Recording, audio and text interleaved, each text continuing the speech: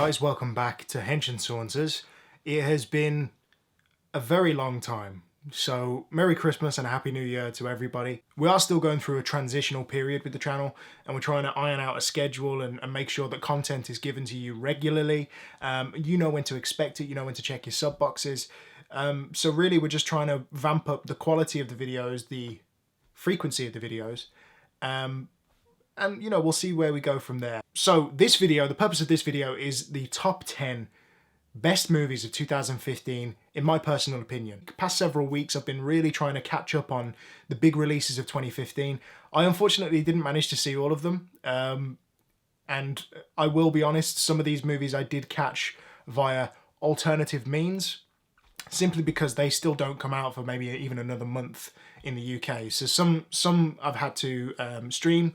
Some I've bought on Blu-ray, some I did see at the cinema. So I'm very, it's very mixed ways of viewing these films, and perhaps that can affect the score or can affect its placement on the list. But as far as I'm concerned, this is my top 10 best of 2015.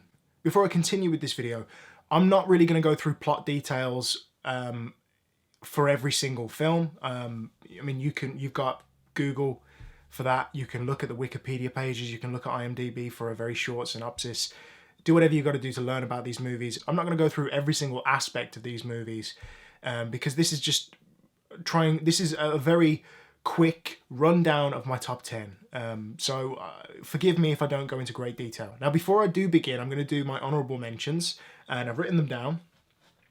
Honourable mentions are Ant-Man, Avengers Age of Ultron, Kingsman, The Secret Service, Crimson Peak, The Visit, Chappie, which I believe came out very early this year, Jurassic World. I know Jurassic World is potentially a controversial choice, but I did really enjoy it. I watched it twice on Blu-ray and enjoyed it both times. It's not a perfect movie, it has a hell of a lot of problems, but it was enjoyable, so, you know, take that for what it's worth. In number 10 is Dope. As I said, I'm not going to go through plot details of these films. Dope was a really fun experience. It has a really great soundtrack. The music is produced by Pharrell Williams. And really fun movie, and I suggest everybody go out and see it. Number 9, following the theme of hip-hop, Straight Outta Compton, which is the biopic of NWA. Now, I'm a sucker for biopics in general. Music biopics, I'm there. Straight Outta Compton was a huge surprise. It's a well-directed, well-acted movie. It's not as honest as perhaps people would like it to be, but I felt it was a very fitting depiction of what NWA had to go through to become the group that we know today. Number 8 is The Walk. The Walk is a really fun movie experience. I think it has great performances. Once you get over Joseph Gordon-Levitt's funny accent, it's a really enjoyable movie. The film is a great achievement. Robert Zemeckis is constantly pushing the envelope about what you can achieve in film. I know he's been under fire in the past for his all CGI motion capture movies, but when he does a live action movie, I mean, look at Flight from a few years back, it's great.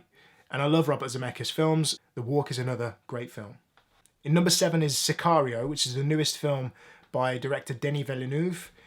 He is a tremendous director. He directed films like Prisoners and Enemy, which were big films for me over the past couple of years. Loved those movies. And again, Sicario is no exception. It's an incredible film. It's not as action-packed as I actually thought it would be. There are action scenes in it, but they're very subdued.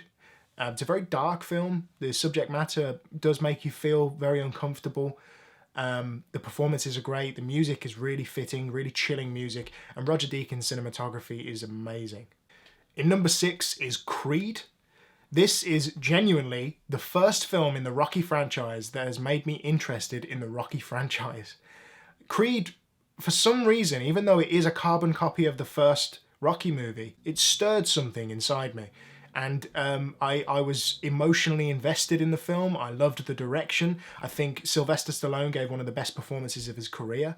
The music is incredible. There is a slightly new score, as well as remixing some of the themes from the old movies. It was good enough to prompt me to buy the Rocky box set. Progressively, the Rocky movies do get sillier. Creed, as far as I'm concerned, is a return to form, and I was really impressed with the film. Number 5 is The Martian. which is a return to form for Ridley Scott.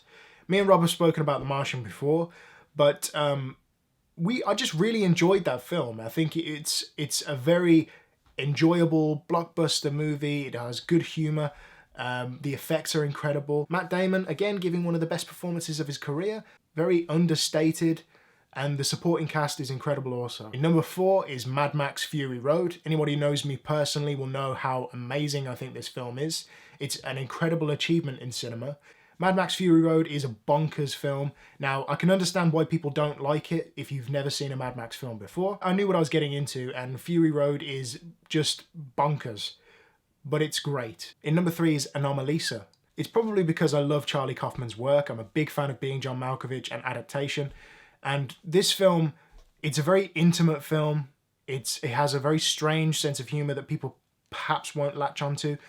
I loved it. I really, really loved it. And I think the use of claymation was a really interesting choice.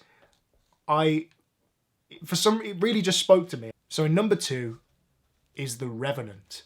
This film is a visceral, realistic experience centered around one man's thirst for revenge. It has great performances, as usual, by Leonardo DiCaprio and Tom Hardy.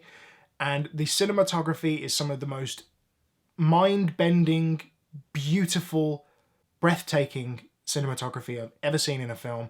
And I think it is potentially one of the best films of the decade. I was a big fan of Birdman, so I was very happy just to see anything else by AGI. Now, at number 1, I really ummed and ahed about this for a long, long time because I had to think to myself, is it really that good? And then I just accepted defeat and realised, yes, it is that good. Number 1 is Star Wars The Force Awakens. A lot of people have mixed opinions about this film. It's too much like A New Hope. It has elements of the prequels that we don't like. The motion capture characters don't fit in. Blah, blah, blah, blah, blah.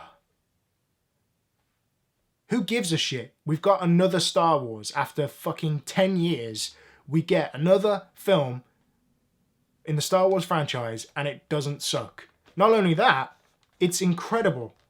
I've said incredible so many times in this video. The Force Awakens is so good, I've seen it 3 times in the cinema. I never do that. I never go to the cinema that frequently. I very rarely even go to the cinema to see these films. I usually wait for the Blu-ray. I saw The Force Awakens midnight release with a huge group of people. I saw it again several weeks later, and I saw it again several weeks later. I love the film. So that about sums up my top 10 best movies of 2015. What are yours? If you've got something to say, please leave a comment down below. If you like this video, click thumbs up. If you want to see more, hit subscribe. Keep it here on Hench and Saunters.